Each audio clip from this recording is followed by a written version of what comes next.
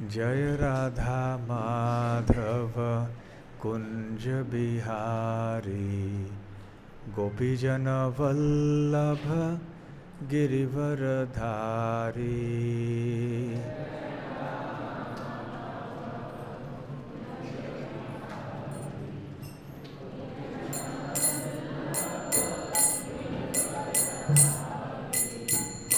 जय राधा माधव कुंज बिहारी गोपीजन वल्लभ गिरिवरधारी।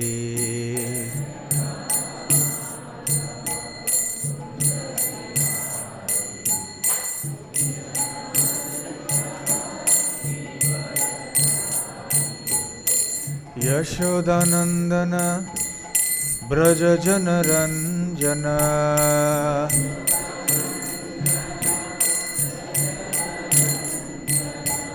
यशोदानंदन ब्रज जन रंजन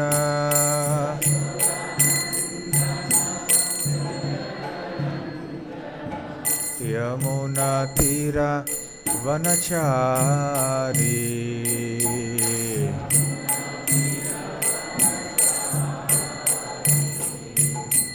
यमुना तीरा वनचारी।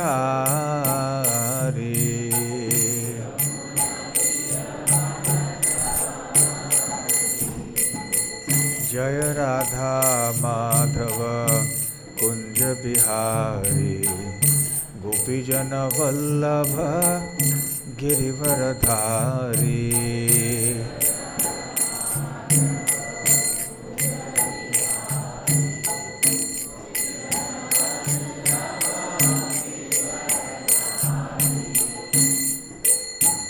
हरे कृष्णा कृष्ण कृष्ण हरे हरे हरे राम राम राम हरे हरे।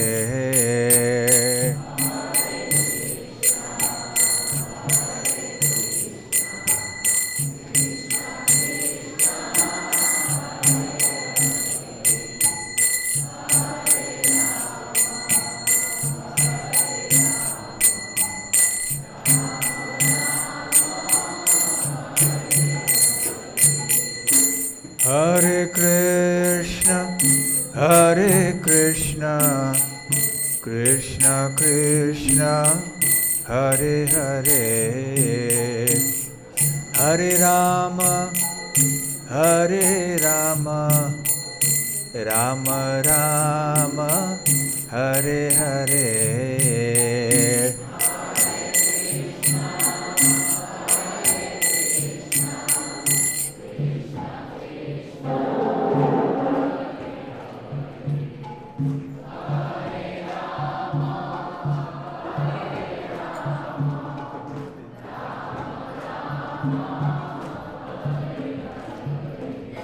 हरे कृष्णा कृष्ण कृष्ण हरे हरे हरे राम राम राम हरे हरे।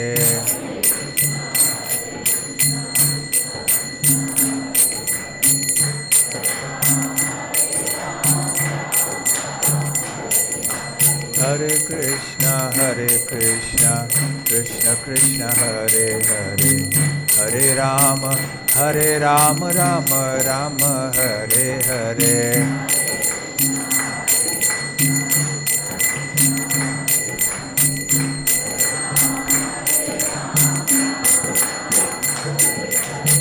हरे कृष्णा कृष्ण कृष्ण हरे हरे हरे राम राम राम हरे हरे।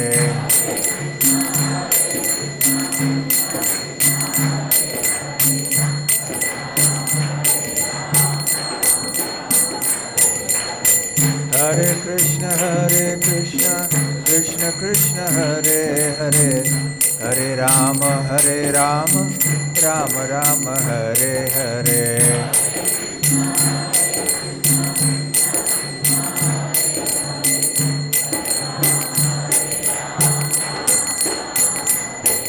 जय जगन्नाथ जय बलदेव जय सुभद्रा जय सुदर्शन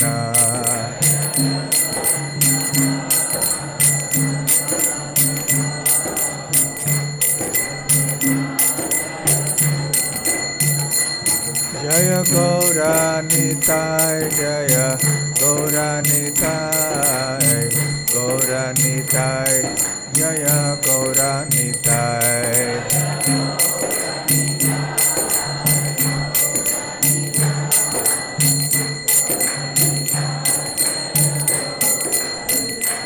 जय जय प्रभुपाद प्रभुपाद प्रभुपाद जय प्रभुपाद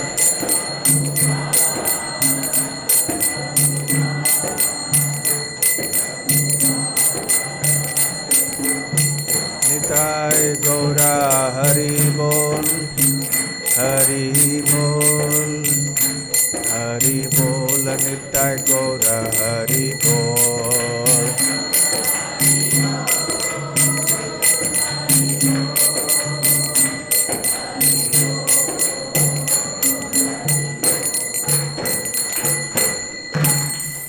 जय ओम विष्णुपाद परमहंस परिव्राजकाचार्य अष्टोत्तर सत His Divine Grace अभय चरणारविंद भक्ति वेदांत स्वामी श्रील प्रभुपाद की जय। श्री श्री जगन्नाथ बलदेव सुभद्रा मई श्री सुदर्शन की जय। श्री श्री गौर निताय की जय।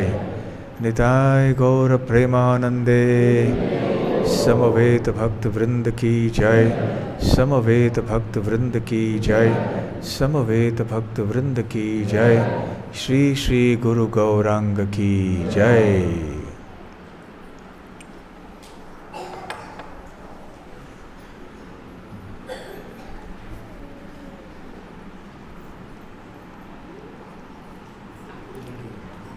I changed my mind. I think I will not speak on Chaitanya Charitamrita. I will just explain this bhajan. Yes, wonderful. Yes? Yeah.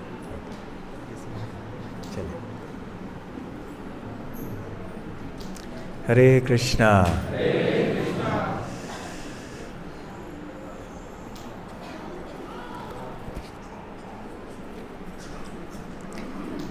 आज हम एक भजन गाएंगे। श्रील भक्ति विनोद ठाकुर द्वारा रचित ये बहुत प्रसिद्ध भजन है, शुद्ध भक्त चरण रेणु भजन अनुकूल। तो मेरे पीछे पीछे ये आप गाइए, इसके बाद इस भजन की हम व्याख्या करेंगे। आए तो सब ठीक ठाक है? दोपहर में गर्मी के कारण कोई आलस, नींद?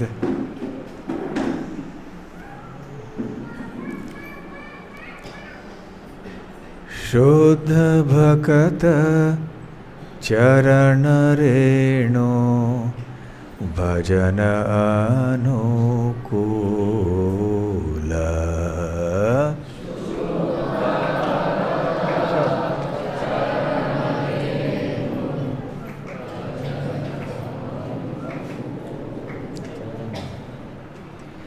शुद्ध भक्त चरण रेणु भजन अनुकूल।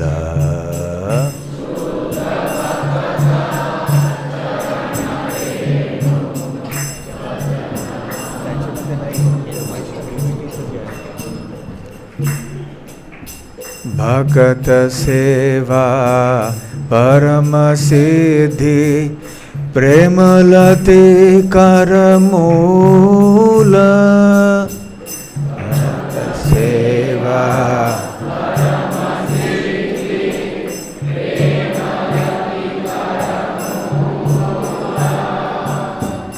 शुद्ध भक्त चरण रेणु भजन अनुकूल।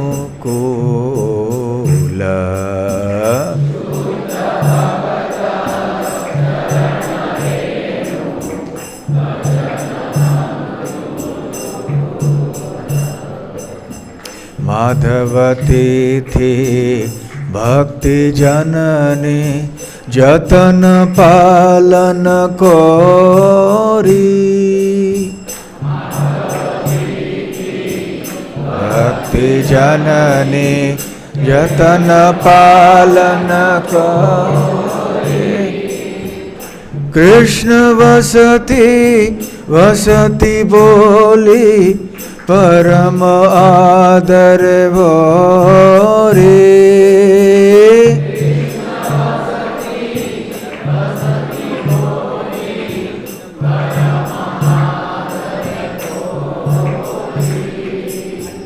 शुद्ध भक्त चरण रेणु भजन अनुकूल।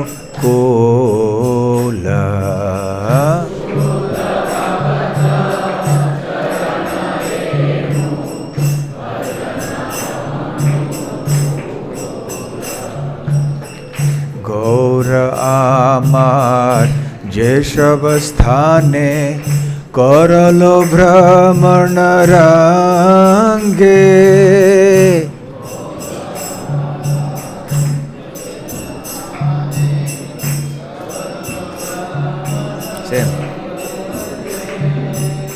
से सब स्थान हेरिब आमी प्रणय भक्त संगे।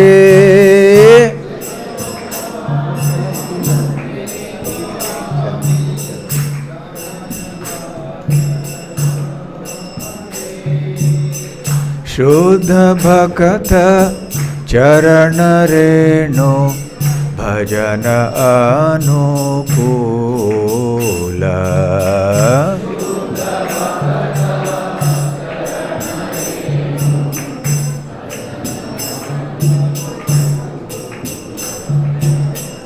मृदंग वाद्य सुनिते मन अवसर सदया छे।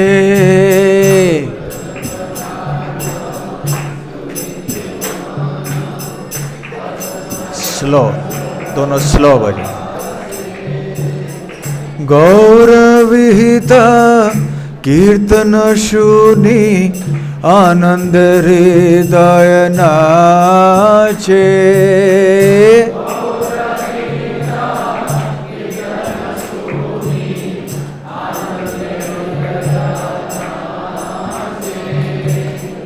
शुद्ध भक्त चरण रेणु भजन अनुकूल।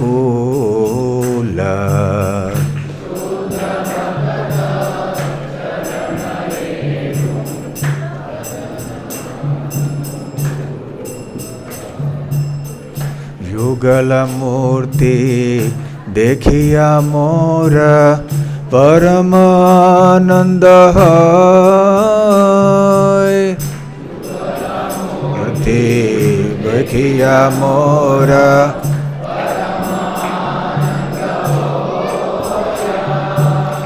प्रसाद सेवा करिते होय सकल प्रपंच जय।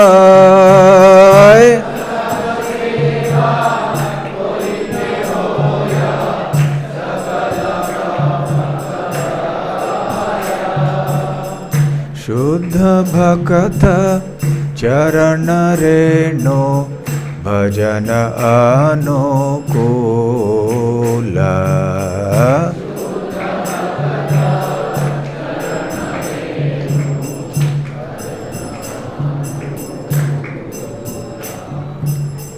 जे दिन गृहे भजन देखी गृहे ते गोलोक भाई। गृहे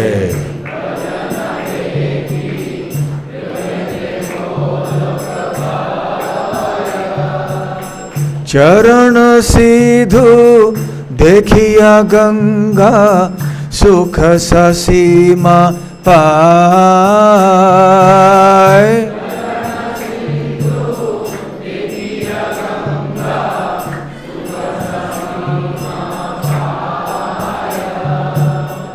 शुद्ध भक्त चरण रेणु भजन अनुकूल।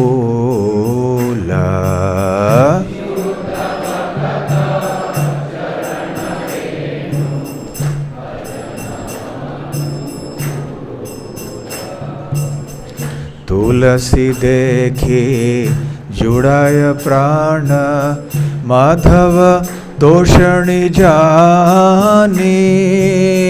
तुलसी देखी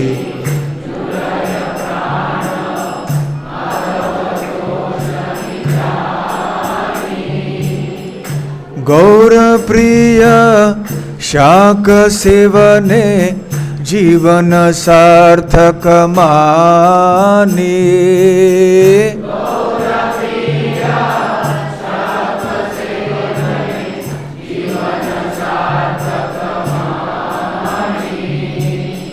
शुद्ध भक्त चरण रेणु भजन अनुकूल।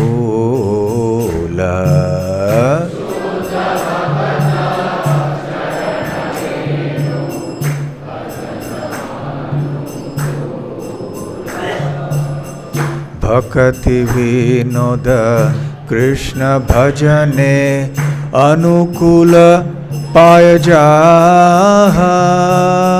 भक्ति विनोद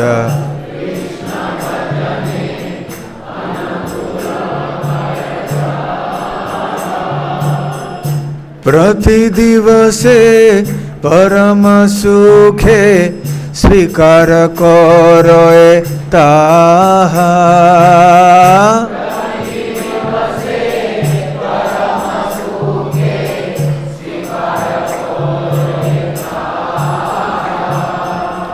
शुद्ध भक्त चरण रेणु भजन अनुकूल।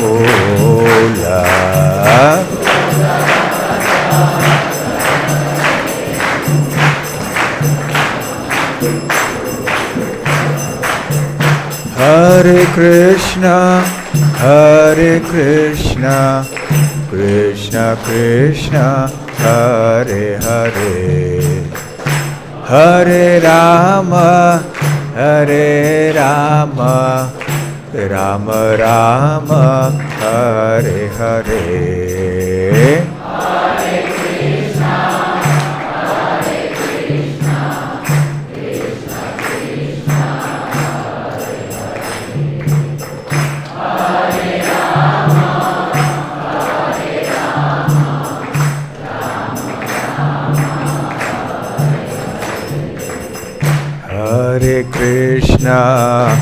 हरे कृष्णा कृष्ण कृष्ण हरे हरे, हरे राम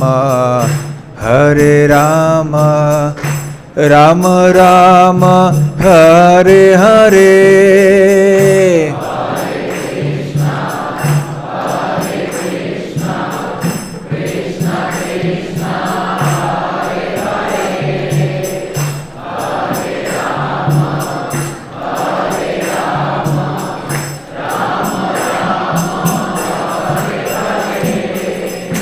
हरे कृष्णा कृष्ण कृष्ण हरे हरे, हरे राम राम राम हरे हरे।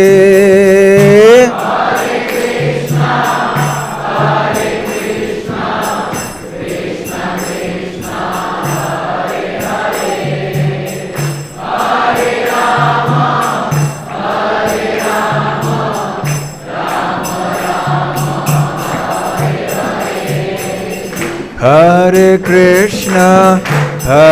कृष्णा कृष्ण कृष्ण हरे हरे, हरे Ram Ram Ram Hare Hare.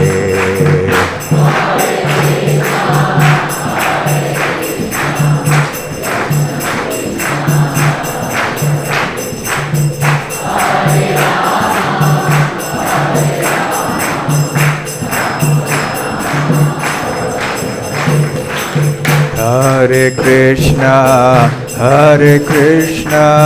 Krishna Krishna, Hare Hare, Hare Rama, Rama Rama, Hare Hare.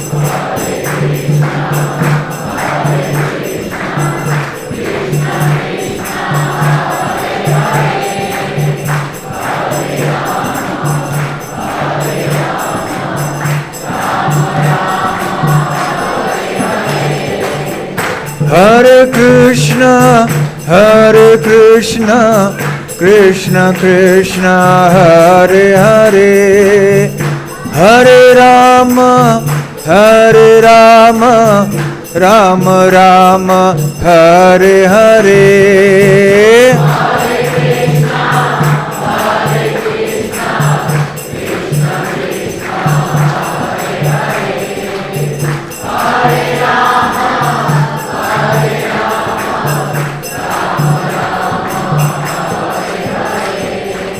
Hare Krishna, Krishna Krishna, Hare Hare, Hare Rama, Rama Rama, Hare Hare.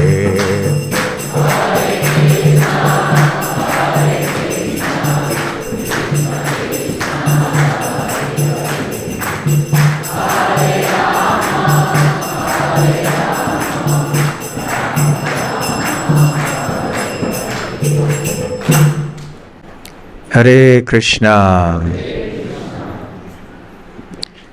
Om Ajnanatimmirandhasya Jnananjanashalakaya Chakshurunmilitam Yena Tasmai Shri Gurave Namaha. Shri Chaitanya Manobhishtam Sthapitam Yena Bhutale Swayam Rupa Kada Mahyam Dadati Swapadantikam Vandeham Shri Guru Shri Yutapadakamalam Shri Gurun Vaishnavamscha Shri Rupam Sagrajatam Sahagana Raghunathanvitam Tam Sajivam Sadvaitam Savadhutam Parijana Sahitam Krishna Chaitanya Devam Shri Radha Krishna Padan Sahagana Lalita Shri Vishakhanvitamscha Nama Om Vishnu Padaya Krishna Presthaya Bhutale श्रीमते भक्ति वेदांत स्वामिन निति नामिने नमस्ते सारस्वते देवे गौरवाणी प्रचारिणे निर्विशेष शून्यवादी पाश्चात्य देशतारिणे वाञ्छा कल्पतरुभ्यश्च कृपा सिन्धुभ्य एव च पतितानां पावनेभ्यो वैष्णवेभ्यो नमो नमः। जय श्री कृष्ण चैतन्य प्रभु नित्यानंद श्री अद्वैत गदाधर शिवासादि गौर भक्त वृंद। हरे कृष्णा कृष्णा कृष्णा हरे हरे, हरे राम राम राम हरे हरे। हरे कृष्णा। आप सबको सुनाई दे रहा है पीछे? तो हमने अभी एक वैष्णव भजन गाया जिसकी रचना श्रीला भक्ति विनोद ठाकुर ने की थी। भक्ति विनोद ठाकुर का नाम आप सबने सुना है ना? भक्ति विनोद ठाकुर श्रीला भक्ति सिद्धांत सरस्वती ठाकुर के पिता थे और उनके शिक्षा गुरु थे। श्रीला भक्ति सिद्धांत सरस्वती ठाकुर श्रीला प्रभुपाद जी के गुरु थे। तो भक्ति विनोद ठाकुर एक महान वैष्णव आचार्य थे। बहुत सारे ग्रंथों की रचना उन्होंने की, बहुत सारे कविताएं और वैष्णव गीतों की रचना उन्होंने की, बहुत प्रचार उन्होंने किया और उनकी कविताएं, उनकी रचनाएं न केवल संस्कृत भाषा में थीं, परंतु साधारण उस स्थान की जो बंगला भाषा है उस भाषा में भी उन्होंने अपनी रचनाएं की ताकि साधारण व्यक्ति भी समझ सके। क्योंकि सभी लोग तो संस्कृत भाषा नहीं जानते थे, न आज जानते हैं। तो वहाँ की जो साधारण बोली थी, बंगला भाषा थी उस समय की, उसमें उन्होंने अपने गीत लिखे, भगवान के भक्ति की गीत। इसलिए भक्ति विनोद ठाकुर, नरोत्तम दास ठाकुर, जिन्होंने भी ऐसे साधारण बंगला भाषा में गीत लिखे थे, इन्होंने एक बहुत महत्वपूर्ण योगदान किया है भक्ति के प्रचार के लिए। पहले सारे ग्रंथ केवल संस्कृत में उपलब्ध थे, इन्होंने साधारण भाषा में अपने ग्रंथों को लिखकर कृष्ण भक्ति और कृष्ण भक्ति के ग्रंथों को साधारण व्यक्तियों तक पहुंचा दिया। आप में से कितने भक्त संस्कृत जानते हैं? हाथ ऊपर कीजिए। देखिए, एक भी हाथ ऊपर नहीं है ना। तो संस्कृत भाषा में सब जगह प्रचार हो तो कितने लोग समझेंगे। फिर भी एक बात आपको बता दूं, संस्कृत भाषा इतनी मधुर है, और जो व्यक्ति कोई भी भारतीय भाषा जानता है वो संस्कृत संवाद समझ पाएगा। पिछले साल बेलगाम में हमारी जो वार्षिक रथ यात्रा होती है, उसमें बड़ा पंडाल का कार्यक्रम भी होता है, जिसमें कि अनेक सांस्कृतिक और आध्यात्मिक कार्यक्रम होते हैं, प्रवचन होते हैं, कीर्तन भजन होते हैं, भक्ति नृत्य होते हैं, भक्ति के नाटक आदि होते हैं। तो हमारे जो बेलगाम के गुरुकुल के बच्चों ने एक संस्कृत में नाटक प्रस्तुत किया, जिसका नाम था भरत चरित। भरत अर्थात श्री राम के छोटे भाई। तो इस विषय पर उन्होंने शुद्ध संस्कृत में नाटक प्रस्तुत किया। लगभग आधा घंटा या इससे कुछ अधिक लगा होगा, और हजारों लोग वहां पंडाल में बैठे हुए थे। बहुत बड़ा पंडाल। जानबूझकर मैं पंडाल के पीछे के भाग में आया ताकि हम देख सकें कि ये लोग संस्कृत नाटक को कैसे देखते हैं।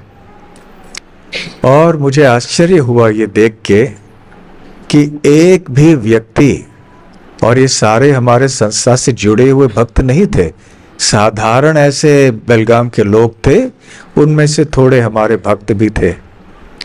एक भी व्यक्ति उस नाटक के समय उठ के बाहर नहीं गया, और एक भी व्यक्ति इधर उधर देख के अपने पास वाले व्यक्ति को कुछ बात नहीं कर रहा था। ये ऐसा नहीं कह रहा था कि क्या बोल रहे हैं संस्कृत में, हमें समझ में नहीं आ रहा है। ऐसे कोई भी नहीं बोल रहा था। एक जगह अपने कुर्सी पे बैठे रहे सभी लोग और देखते रह गए। क्यों? क्योंकि सभी को समझ में आ रहा था।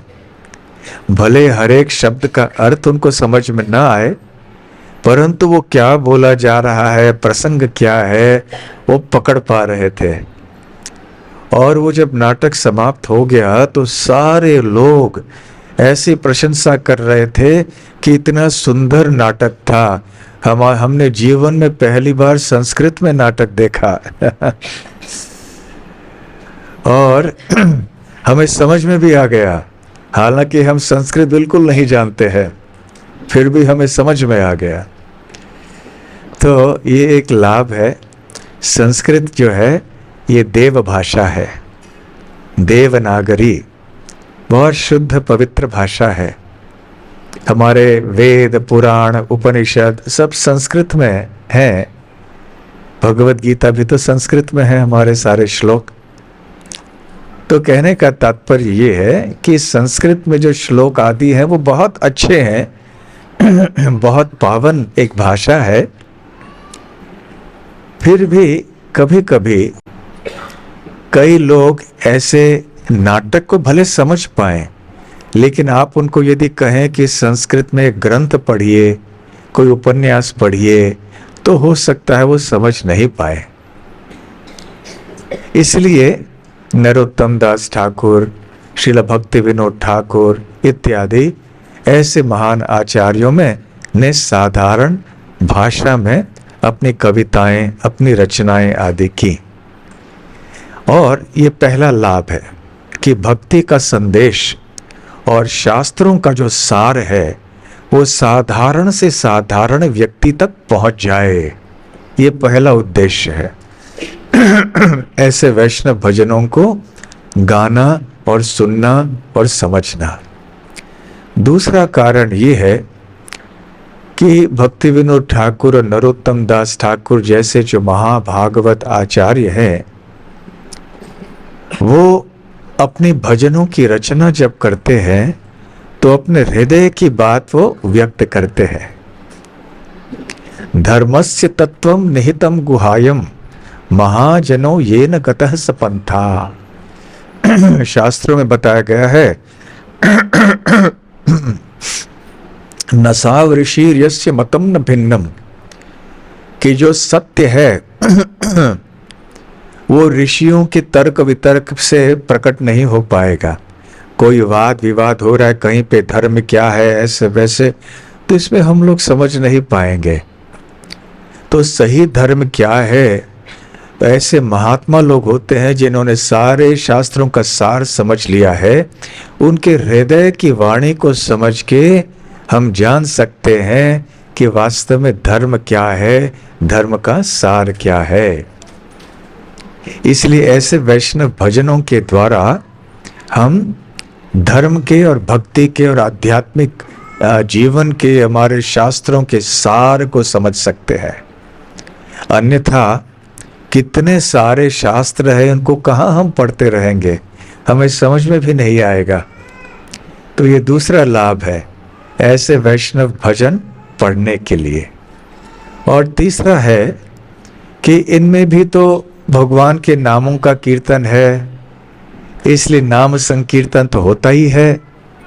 और अंत में क्योंकि इतने मधुर धुन से ये गाए जाते हैं, तो ऐसे भजन गाते गाते मन भी बड़ा प्रसन्न हो जाता है। जैसे अभी जिस धुन में हम सब ने मिलकर ये भजन गाया, आपको अच्छा लगा? अच्छा लगा ना? मन भाता है, इसलिए भगवान की भक्ति के प्रति आकर्षण बढ़ जाता है। देखिए, भक्ति और संगीत इन दोनों का बहुत गहरा संबंध है। हौदलवा है ना? आप देखिए, जितने भी बड़े बड़े भक्त भारत भर में रहे हैं, उन सब ने भक्ति के गीत अवश्य लिखे हैं। यह कर्नाटक से शुरू करते हैं, पुरंदरदास, कनकदास, ऐसे कितने हुए। बगल में तेलंगाना में जाइए, भद्राचलम के रामदास, और आप जाइए नीचे दक्षिण भाग में, वहाँ आलवारों की कथाएं आपको मिलेंगी। केरल में भी ऐसे कितने महान भक्त रहे, उन्होंने भी अपनी अपनी रचनाएं की। महाराष्ट्र में तुकाराम रहे, गुजरात में नरसिंह मेहता रहे, राजस्थान में मीराबाई रही। आज जिस स्थान को उत्तर प्रदेश कहते हैं वहाँ सूरदास, तुलसीदास ये सब रहे। बंगाल में भक्ति विनोद ठाकुर, नरोत्तम दास ठाकुर, स्वयं श्री चैतन्य महाप्रभु। उधर बिहार के प्रांत में विद्यापति। ऐसे जगह जगह ओडिशा में एक मुसलमान भक्त भी थे, कवि सालाबेग। आप में से कितने भक्त ओडिशा के हैं? इधर हाथ ऊपर कीजिए। कई है। तो ओडिशा के जो भक्त है, आपने कवि सालाबेग का नाम सुना है? नहीं सुना? सुना है ना? तो वो एक मुसलमान थे, परंतु भगवान जगन्नाथ के भक्त बन गए। वो भी अपने आप में आश्चर्यजनक एक लीला है। और उन्होंने कितने अच्छे अच्छे कविताएं और गीत लिखे भगवान जगन्नाथ की प्रशंसा में। राधा कृष्ण और वृंदावन की का गुणगान उन्होंने किया। एक बार रथ यात्रा में जगन्नाथ जी का रथ रुक गया, जब तक कि सालाबेग पहुंचते नहीं वहां पे। वो बहुत दूर से आ रहे थे, चल के आ रहे थे तो जगन्नाथ रुके वहां पे रथ के ऊपर। तो ऐसे देश भर में महान महान वैष्णव कवि रहे हैं और उनके संगीतमय रचनाओं के कारण लोगों का मन बहुत आकर्षित होता है भगवान की भक्ति की तरफ, और वहाँ से फिर आगे वो और गहराई से जाते हैं। इसलिए आप देखेंगे कि जगह जगह ये गीत आज भी बहुत प्रचलित हैं, बहुत विख्यात हैं।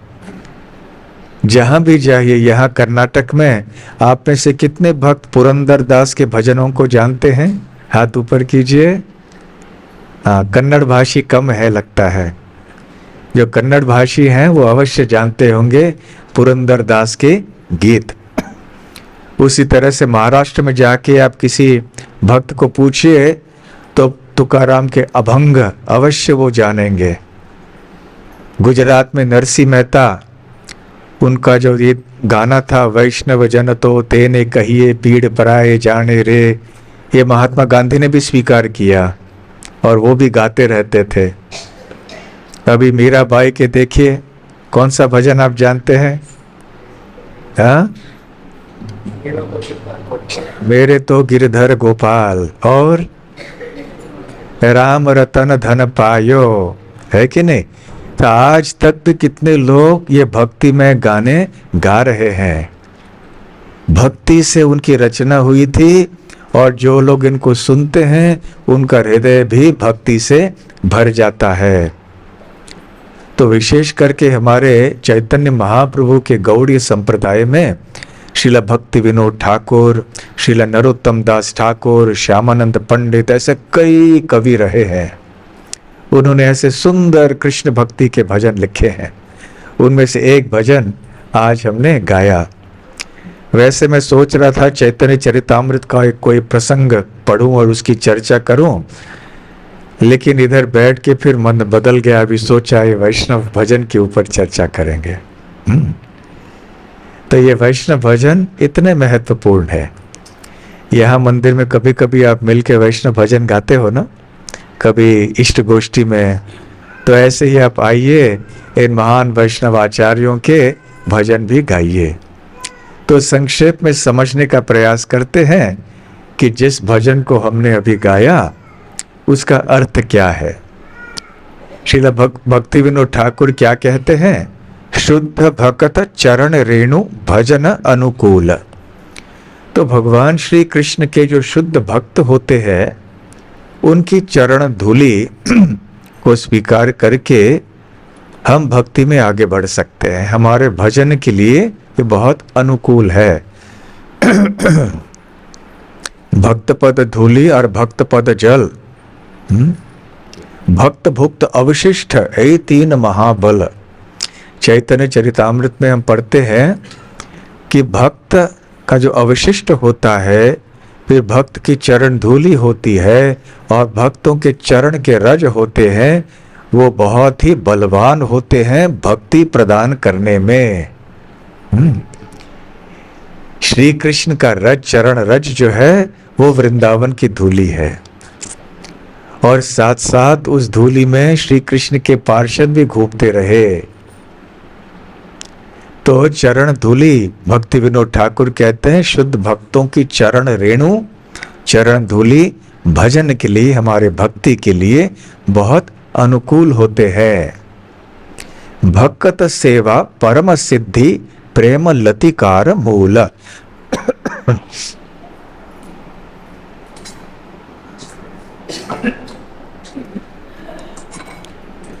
तो पहली बात उन्होंने बताई कि वैष्णवों की चरण धूलि कितनी महत्वपूर्ण है।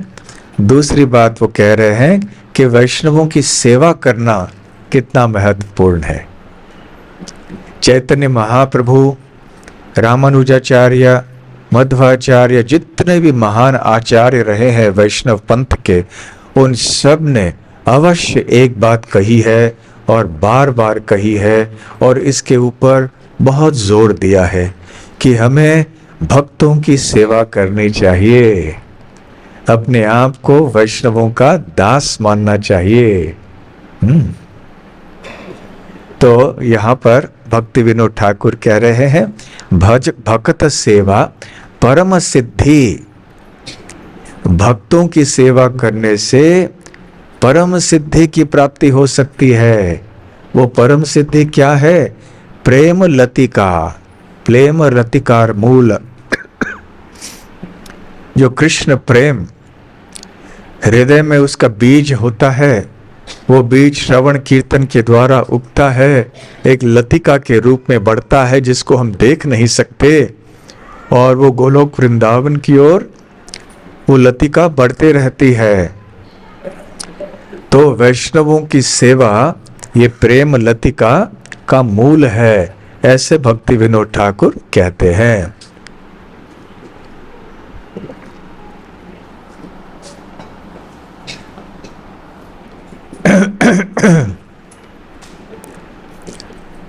कल आपको याद होगा कि हम अनंताचार्य के उपदेश की चर्चा कर रहे थे कल शाम को पंडाल में। आप में से कितने भक्त नहीं आ पाए थे कल शाम को? शाम को थोड़े भक्त नहीं थे। तो वहाँ एक हमने कथा बताई थी एक ऐसे वैष्णव के बारे में जिन्होंने एक अच्छा उपदेश दिया था कि वैष्णव के गुण क्या होने चाहिए, कैसा होना चाहिए वैष्णव को। और इसमें ये एक बात अवश्य निकलती है कि यदि हमें आदर्श वैष्णव होना है, भक्ति में प्रगति करनी है, तो वैष्णवों की सेवा किए बिना ये संभव नहीं है। इसलिए देखिए, जब हम दीक्षा लेते हैं तो दीक्षा के बाद नाम दास हो जाता है या दासी।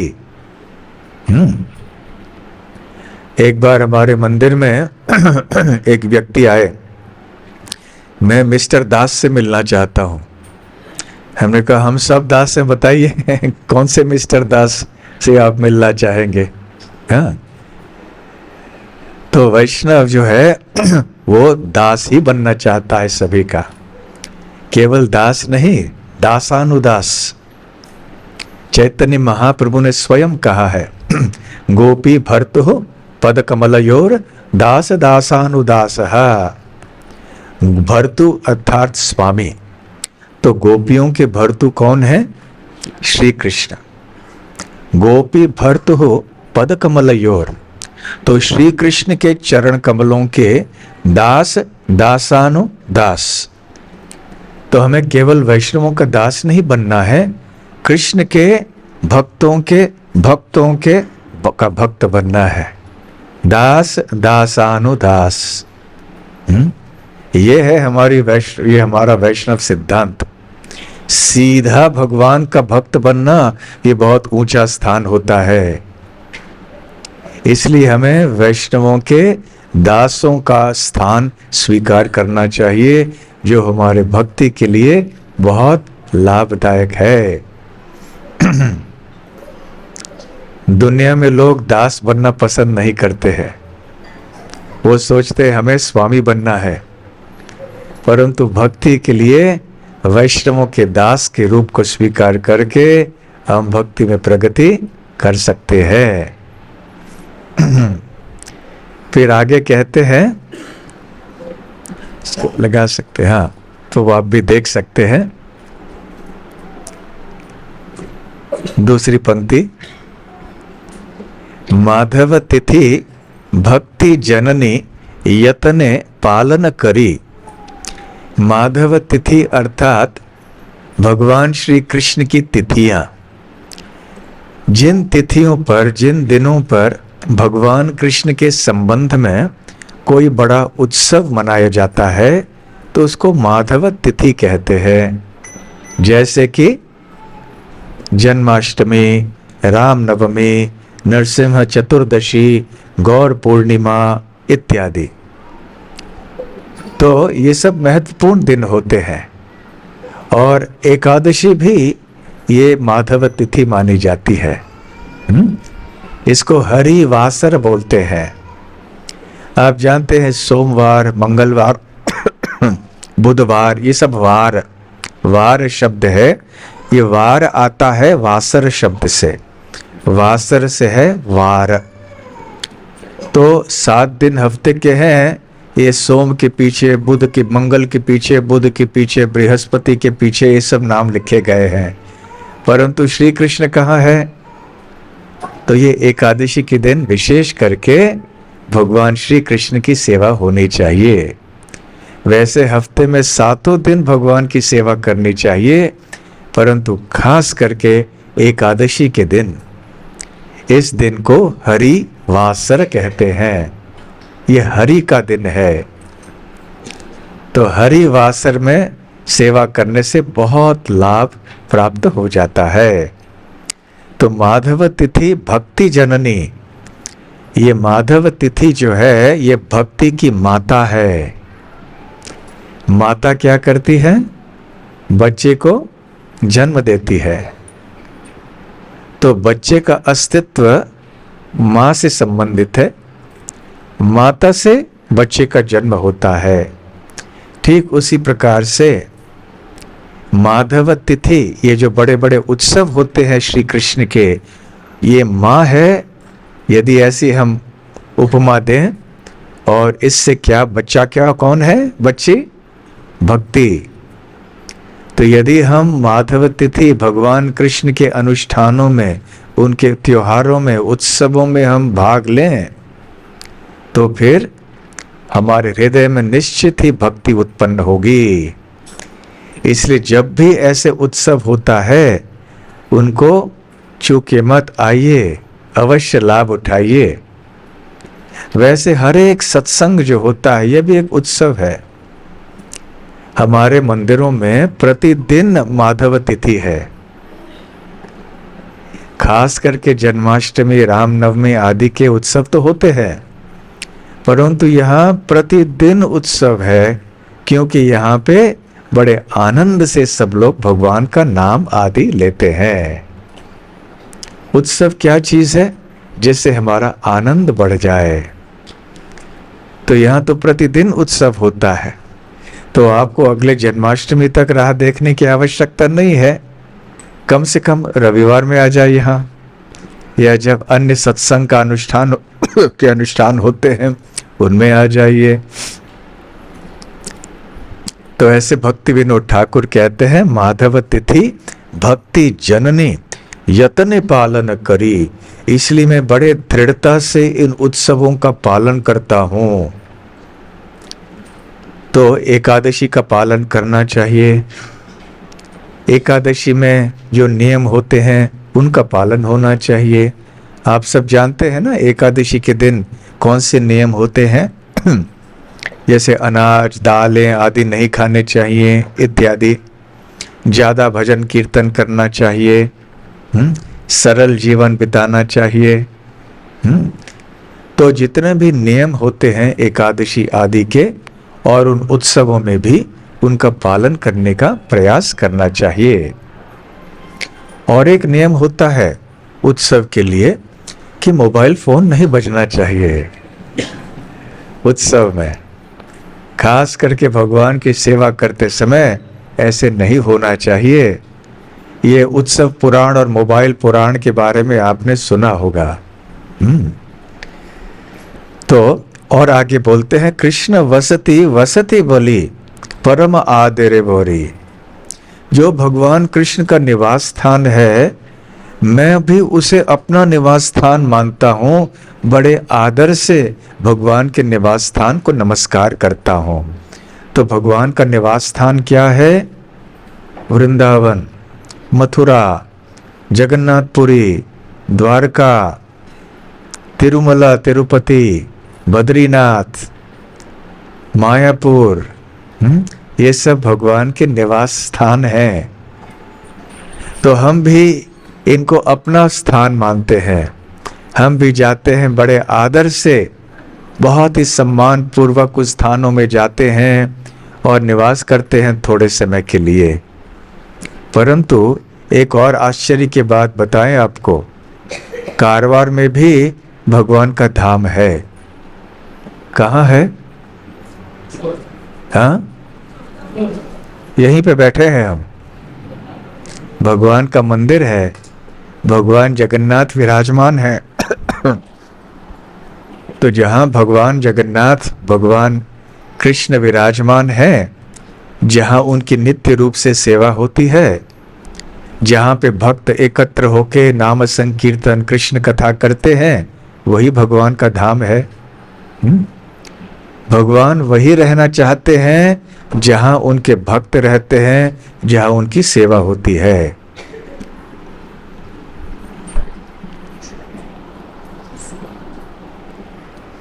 एक प्रश्न पूछा, शायद पिछली बार भी आपसे पूछा था, मुझे याद नहीं है, जब मैं कारवार आया था। समझ लीजिए कि आप कहीं चल के जा रहे हैं और आपके पहचान के थोड़े लोग यहाँ खड़े हैं और वो आपका नाम लेके कुछ बोल रहे हैं। आपका नाम क्या है?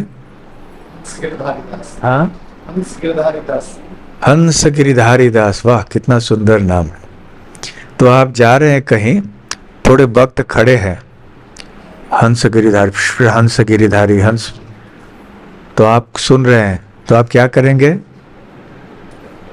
हाँ, क्या करेंगे आप जाएंगे ना?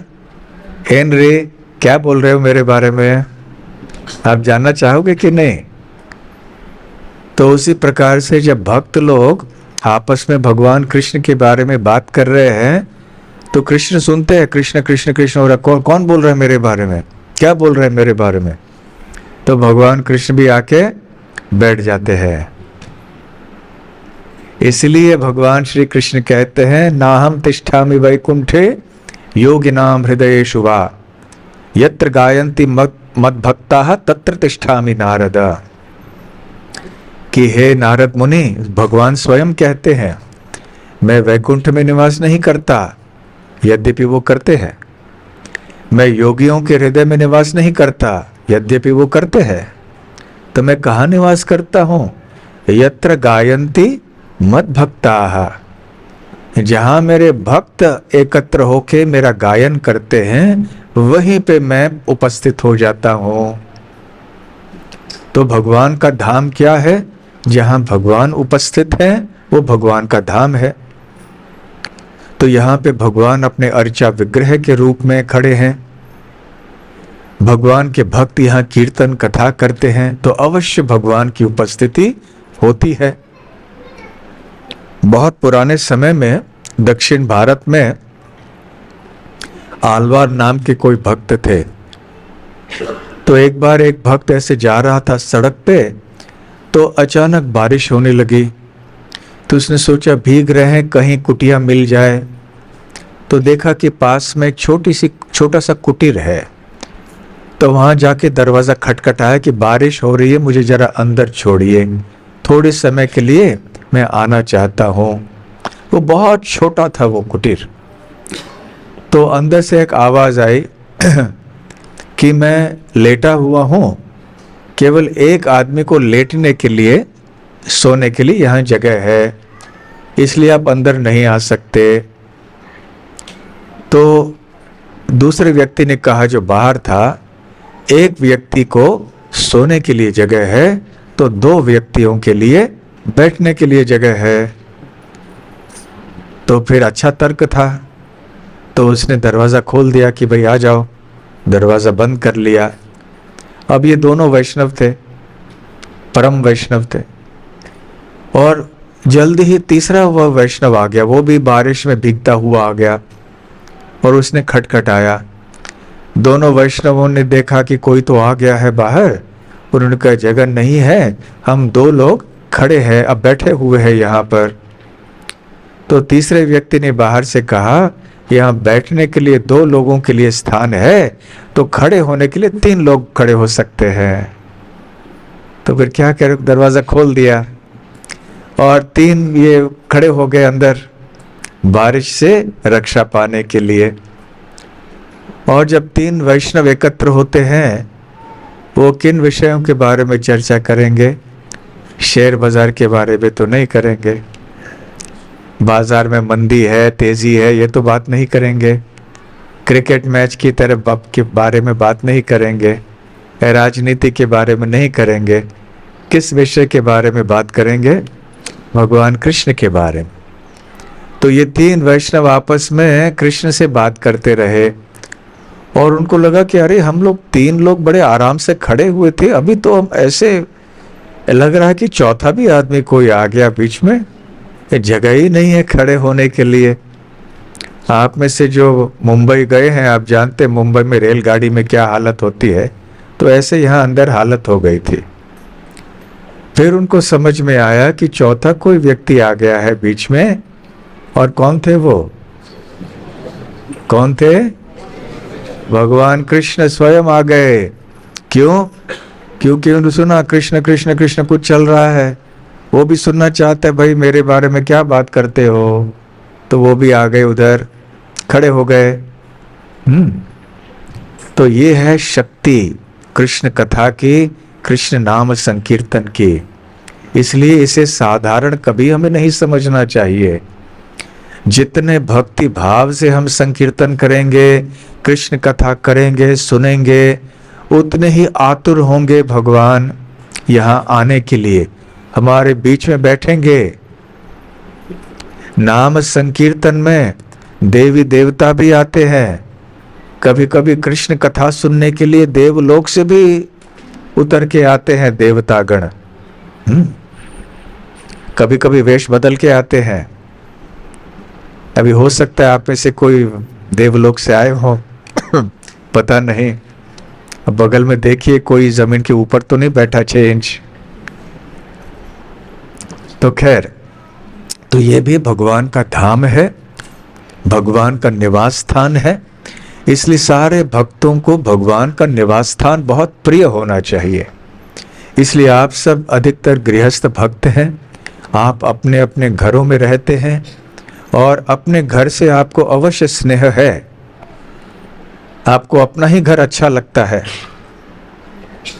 अंग्रेजी में एक कहावत है, ईस्ट और वेस्ट होम इज बेस्ट। पूरब हो या पश्चिम, अपना घर ही सर्वश्रेष्ठ है। तो आपको अपने घर से आसक्ति होगी अवश्य, फिर भी अपने हृदय में भगवान के मंदिर के लिए भी उतना ही बड़ा स्थान रखना चाहिए। आपको उतना ही आदर, उतना ही प्रेम भगवान के निवास स्थान से होना चाहिए जितना कि आपको अपने घर से प्रेम है। आए तो कबूल है? कितने भक्त आज से यहाँ मंदिर से इतना ही प्रेम करेंगे जितना घर से करते हैं? हाथ ऊपर कीजिए। कितने भक्त बोलते हैं नहीं नहीं हम घर से ही प्यार करेंगे ज्यादा? कितने भक्त है ऐसे? कोई नहीं, क्योंकि आप सब इतने अच्छे भक्त हैं। तो ये भी कृष्ण का धाम है। देखिए कारवार में भी, यहाँ भी, लंदन हो, न्यूयॉर्क हो, अमेरिका, जहाँ भी हो, जहाँ भगवान विराजमान हैं, जहाँ उनके भक्त मिलके करते हैं कथा कीर्तन, वो भगवान का धाम बन जाता है। फिर आगे भक्ति विनोद ठाकुर कहते हैं, गौर आमार जेशव स्थाने करल भ्रमण रंगे, शेषव स्थाने हेरबो आमी प्रणय भकत संगे।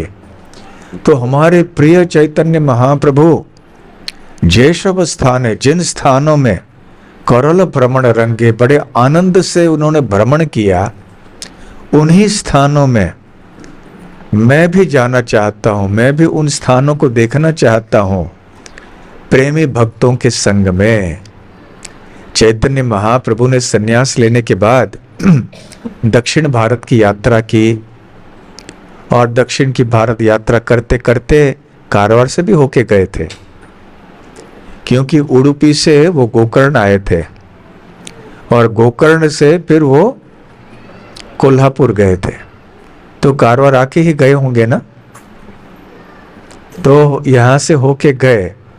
तो ये सारे स्थान जहाँ पे महाप्रभु गए हैं, भक्ति विनोद ठाकुर कहते हैं मैं भी प्रेमी भक्तों के संग में जाना चाहता हूँ।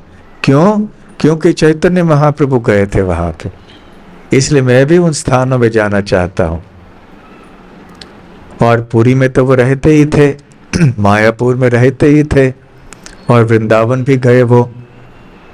इस तरह से भगवान के जो विविध तीर्थ स्थान हैं उन स्थानों में भी समय समय पर यथा शक्ति यदि ऐसे अवसर प्राप्त हो तो हमें भी तीर्थ यात्रा में जाना चाहिए। कभी कभी कारवार मंदिर की ओर से भी आप कहीं यात्रा में जाते हैं, कई अन्य यात्राओं में भी आप जाते हैं, तो भक्ति विनोद ठाकुर कहते हैं बड़े आनंद से प्रेमी भक्तों के संग में जाना चाहिए। देखिए, धाम में अकेले जाने में उतना आनंद नहीं है। भक्ति विनोद ठाकुर कहते हैं प्रणयी भक्त संगे, प्रणयी अर्थात प्रेमी, प्रेमी भक्तों के संग में हमें जाना चाहिए।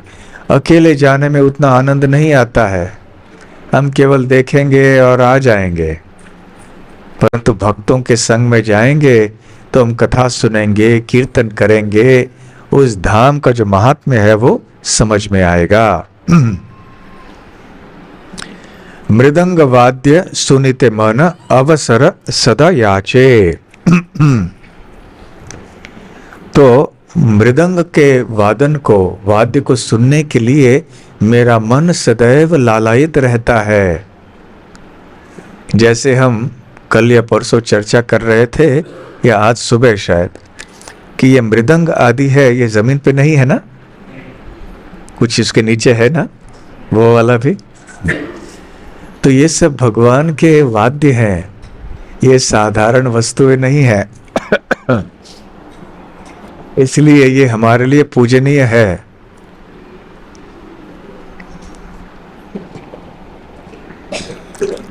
भगवान के संकीर्तन में इनकी जो ध्वनि है ये भी दिव्य है। तो भक्ति विनोद ठाकुर कहते हैं कि इस कीर्तन में जो मृदंग बजता है उसकी ध्वनि सुनने के लिए मेरा मन बहुत लालायित होता है। गौर विहित कीर्तन सुने आनंद हृदय नाचे। और श्री गौरांग महाप्रभु के कीर्तन में मेरा मन भाग लेने के लिए लालायित होता है और मन भी नृत्य करता है। तो भगवान के कीर्तन में आके हमें सब बड़े आनंद से कीर्तन करना चाहिए और नृत्य भी कर लेना चाहिए।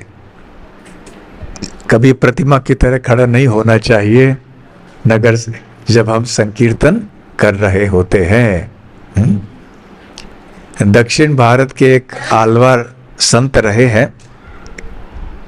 कई बार लोग कहते हैं ना कि आप लोग ये जो कीर्तन के समय नृत्य करना होता है ये केवल आप हरे कृष्ण वालों में होता है, भक्ति के अन्य लोग ऐसे नहीं करते। परंतु ऐसा नहीं है। आप महाराष्ट्र में जाके देखिए, तुकाराम के जो वारकरी भक्त होते हैं वो भी अपना ये करके, उनका ये नृत्य होता है, अमुक प्रकार का नृत्य, उनको पता होता है कैसे नृत्य करना। और आलवारों में तमिलनाडु में भी नम्मालवार कह के एक भक्त रहे हैं। उन्होंने कहा है कि भगवान का नाम का कीर्तन जब होता है तो भक्त को ऐसे कूदना चाहिए उसमें कि उसके जो पैर हैं वो पीठ पे लग जाए, उसके पैर ऐसे उड़ना चाहिए कीर्तन में। तो ये कीर्तन और नृत्य दोनों साथ में, इसलिए गौरांग महाप्रभु स्वयं कीर्तन करते थे। और श्रील प्रभुपाद ने जाके अमेरिका में ये साबित किया कि कैसे नृत्य करना चाहिए। कई बार कीर्तन में देखा जाता है कि जगह जगह में, कारवार में तो नहीं, लोग थोड़ा गलत ढंग से, आधुनिक ढंग से थोड़ा कुछ नृत्य करते हैं क्योंकि उनको पता नहीं होता कैसे नृत्य करना। बाहर के सिनेमा आदि देख के उनको पता, सोचते हैं कि इसी तरह से यहाँ भी नृत्य करना है, परंतु उस तरह से नृत्य नहीं करना है। अच्छा, आपसे एक पूछेंगे, आप में से एक कोई साहसी भक्त हैं यहाँ पे आके साबित दिखा पाए कि कैसे कीर्तन करना होता है? चैतन्य महाप्रभु ने कैसे कीर्तन किया, प्रभुपाद जी ने कैसे कीर्तन में नृत्य करने के लिए कहा? आप में से कोई बताएंगे? आएंगे?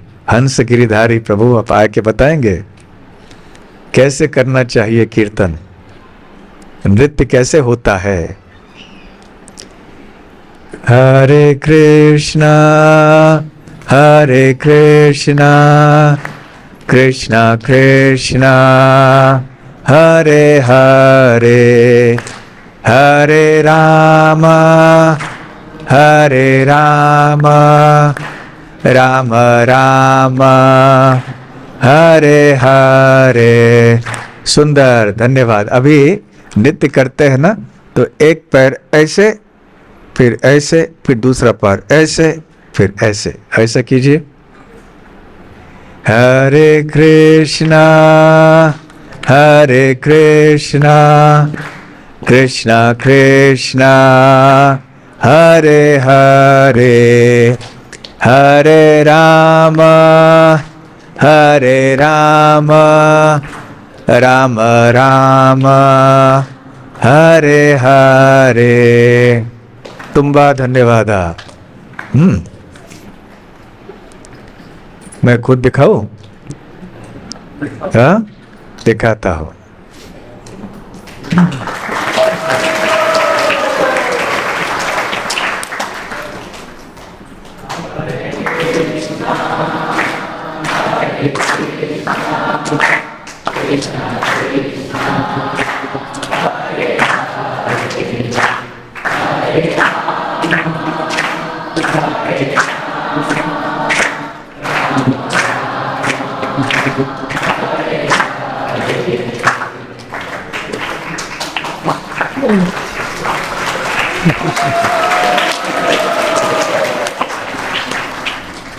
तो ये है संकीर्तन का नृत्य। वो सिनेमा वाले नृत्य नहीं करने चाहिए कीर्तन में। हाँ और फिर जब थोड़ा कीर्तन की गति बढ़ जाती है, तब उसी गति में और ऊपर उछल के हम कर सकते हैं। हाँ, ठीक है। आए तो अच्छा, फिर आगे भक्ति विनोद ठाकुर कहते हैं, युगल मूर्ति देखी मोर परम आनंद है। युगल अर्थात जोड़ी। कौन सी जोड़ी? राधा कृष्ण। राधा कृष्ण की जोड़ी देखिए आप। राधा कृष्ण की जोड़ी या उनके विग्रह को देख के परम आनंद है। तो ऐसे भी हम सब भगवान का दर्शन करने आते हैं, तो हम सबको बड़ा आनंद लगता है। तो भक्ति विनोद ठाकुर भी कहते हैं कि भगवान की जो मूर्तियां हैं, ये केवल प्रतिमा नहीं है, ये साक्षात भगवान है। इनको प्रतिमा नहीं माननी चाहिए। साक्षात भगवान हमारे सामने खड़े हुए हैं।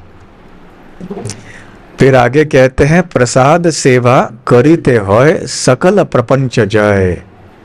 प्रसाद सेवा, इसलिए हम प्रसाद जब लेते हैं ना, तो हम ये नहीं बोलते कि हम खाते हैं। ये खाना, ये शब्द अच्छा नहीं। ये साधारण भोजन के लिए होता है। साधारण भोजन को लोग खाते हैं।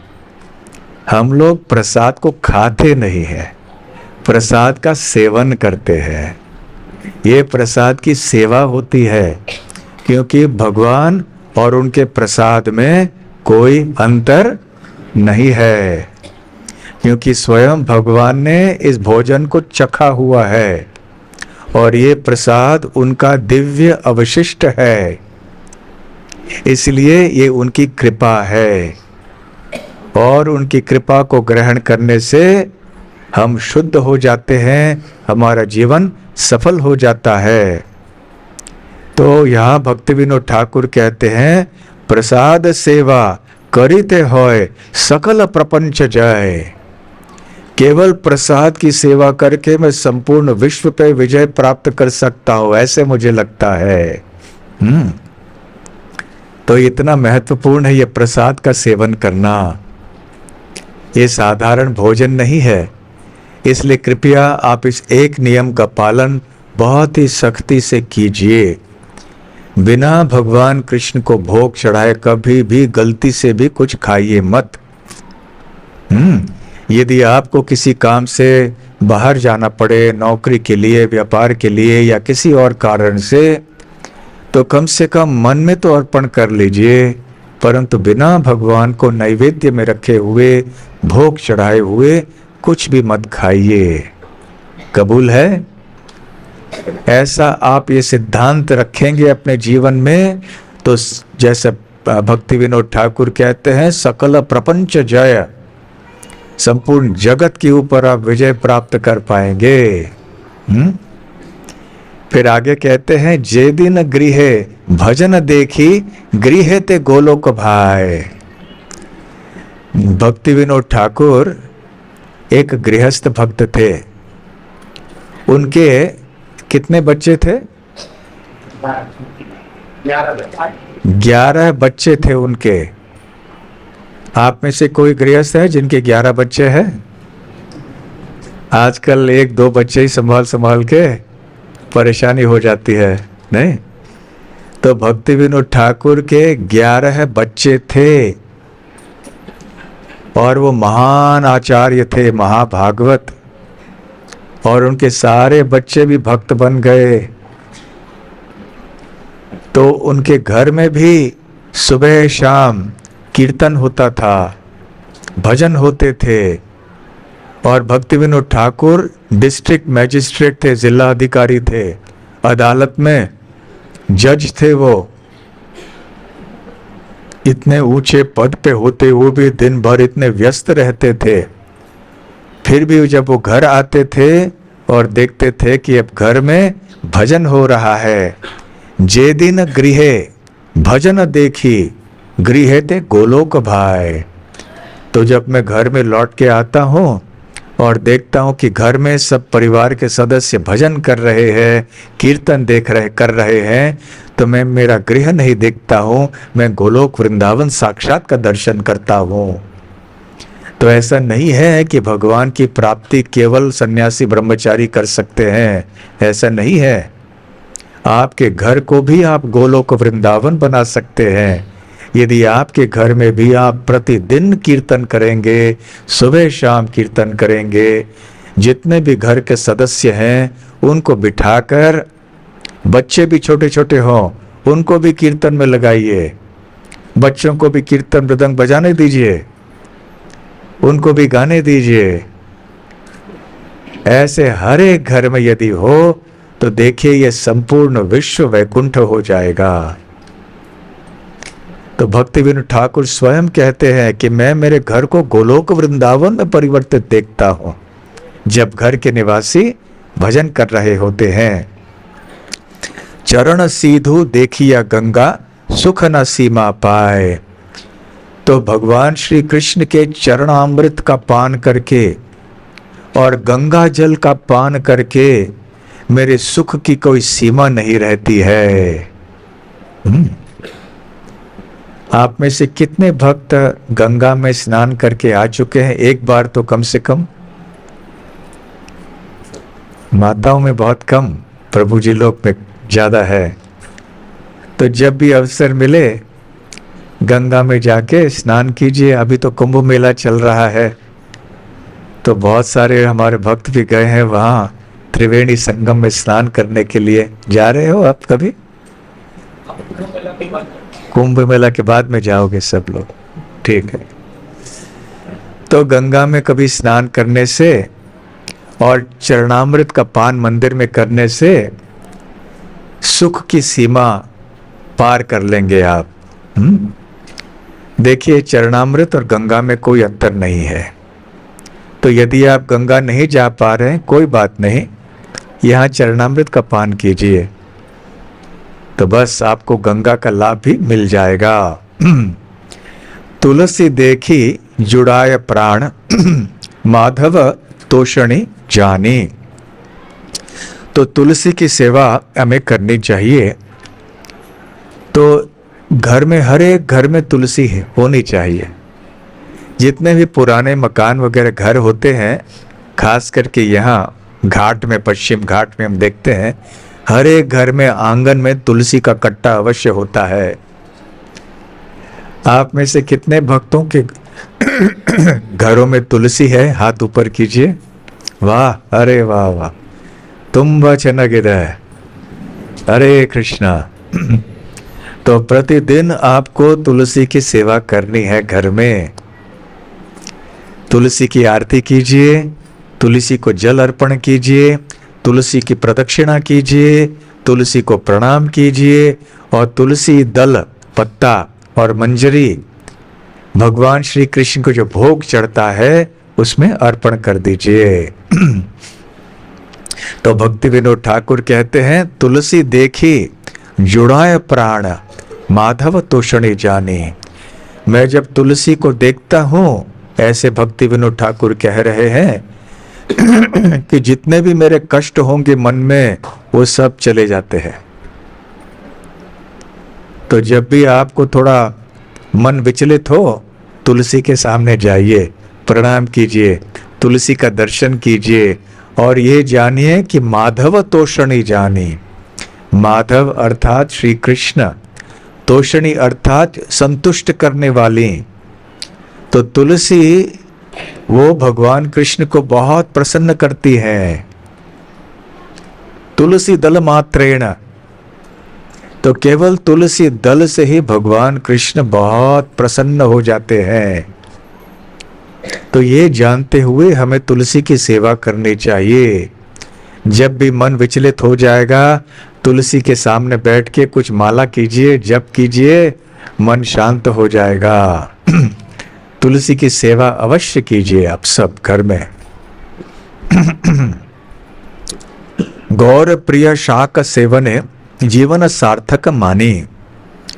तो गौरांग महाप्रभु एक तरह की शाक सब्जी होती है, जो पालक वगैरह ऐसे हरे पत्तियों से बना होता है, उसको वो बहुत पसंद करते थे।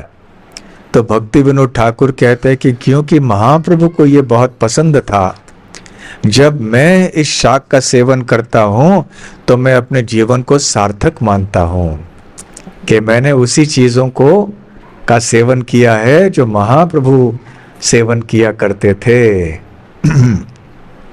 और अंत में भक्ति विनोद ठाकुर कहते हैं, भक्ति विनोद कृष्ण भजने अनुकूल पाय जाहा, प्रति दिवसे परम सुखे स्वीकार करो यताहा। भक्ति विनोद ठाकुर कहते हैं कि प्रतिदिन मैं केवल उन चीजों को स्वीकार करता हूं मेरे जीवन में जो कि मेरी भक्ति के लिए, कृष्ण भक्ति के लिए अनुकूल है, और उन चीजों को त्यागता हूं जो कि कृष्ण भक्ति के लिए प्रतिकूल है। तो हमारे जीवन में भी ये बहुत महत्वपूर्ण सिद्धांत होना चाहिए कि जो भी कृष्ण भक्ति के लिए अच्छा है वो हमें करना है, जो कृष्ण भक्ति के लिए अच्छा नहीं है वो नहीं करना है। देखिए, हम सबको कई बार बहुत महत्वपूर्ण निर्णय लेने पड़ते हैं। कभी छोटे निर्णय होते हैं, कभी बड़े निर्णय होते हैं। तो कई बार भक्त पूछते हैं कि हमें निर्णय कैसे लेने चाहिए, किस आधार पे लेने चाहिए। तो आप इस आधार पे ले सकते हैं, इस सूत्र के ऊपर, इस बुनियाद के ऊपर। ये निर्णय मैं लूंगा, मैं ऐसे कार्य करूंगा तो मेरे भक्ति के ऊपर क्या असर पड़ेगा। आप ये देखिए, छोटे या बड़े निर्णय में आप इस बात को अवश्य ध्यान रखें कि इस निर्णय का मेरे भक्ति के ऊपर असर क्या पड़ेगा। आए तो ये बहुत महत्वपूर्ण बात है, इसको ध्यान में रखिए। भक्ति विनोद ठाकुर ने खुद हम सबको सिखाया है कि हमें वो चीजें जो अनुकूल हैं कृष्ण भजन के लिए, उन्हीं को स्वीकार करना चाहिए। श्रील भक्ति विनोद ठाकुर की जय। गौर प्रेमानंदे हरि हरि बोल। तो यहाँ जो भगवान कृष्ण का धाम है, इस्कॉन की शाखा जगन्नाथ मंदिर, यहाँ अवश्य आप जुड़े रहिए, यहाँ भक्त समाज को बढ़ाइए और अच्छी तरह से अपना योगदान दीजिए। यहाँ हमारे कितने अच्छे अच्छे भक्त आते हैं और रहते भी हैं। गोविंद दत्त प्रभु हमेशा पीछे रहते हैं सेवा में, कभी सामने नहीं आते। सामने आने को बोले तो पीछे जाके चले जाते हैं, परंतु इधर का पूरा खंबे की तरह, स्तंभ की तरह खड़े हैं, नहीं है कि नहीं? हमेशा पीछे की तरह। दामोदर लीला प्रभु वो भी डायनामो, इधर उधर भाग दौड़, हमेशा हर चीज में सामने है। निताई चरण प्रभु भी अपने, केवल उनकी 25 साल की आयु हुई है, ऐसे लगता है, ऐसे 25 साल के युवक की तरह उनकी सेवा होती है निताई चरण प्रभु की। और भी देखिए कितने सारे भक्त हैं, सबके नाम में नहीं ले सकता, कहीं छूट जाए किसी के। सिद्ध बकुल देखिए कैसे 8 दिन में पूरा वो तैयार कर दिया, बाहर का गोविंदास और गार्डन वगैरह सब। तो ऐसे आप सब भी कितनी अच्छी सेवा कर रहे हैं, और भी कितने सारे भक्त हैं जो सेवा कर रहे हैं। क्षमा कीजिए कि आप सबके नाम में नहीं ले पाऊंगा, परंतु इसी प्रकार से आप एकजुट होकर भगवान श्री कृष्ण, श्री जगन्नाथ के प्रसन्नता के लिए, श्रील प्रभुपाद जी के प्रसन्नता के लिए ऐसे मिलजुल कर बड़े प्रेम से आप भक्ति कीजिए और सारे कारवार के लोगों को भी भक्ति से जोड़ दीजिए। बहुत बहुत धन्यवाद। हरे कृष्णा। श्रील प्रभुपाद की जय। हरे कृष्ण।